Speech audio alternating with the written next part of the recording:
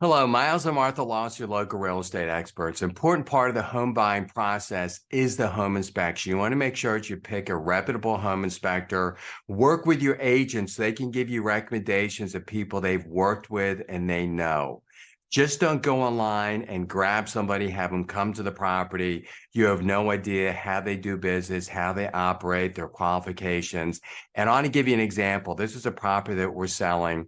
I was representing the seller. I was at the property. The buyer was at the property. The inspectors were there. However, the buyer's agent was not present. So the home inspectors come to the property. It's a father and son team, and they have button-down company shirts with their logo, a white T-shirt underneath. However, their bellies are so big that they can't button their shirts. So they're just hanging down, and I'll get to why that's important. So these guys are big. They come into the property, they start doing the home inspection. Within 10 or 15 minutes, the buyer's crying. So I go over to find out what's going on.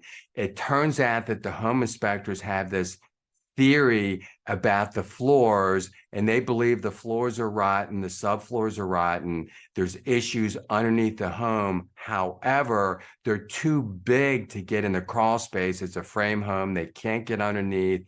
They don't have proper equipment. They don't have cameras. Typically, a home inspector would have a camera. They put it on a pole. They didn't have any of that. So they threw this theory out there.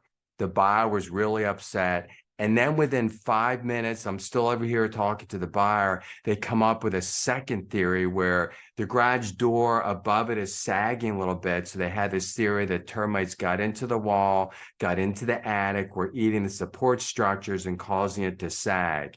And before I had an opportunity to talk to them about this being outside their scope of expertise, because they're not pest inspectors, they're home inspectors, the buyer was canceling, couldn't reach the agent on the phone, canceled that contract. So we actually had a structural engineer come out and look at the property.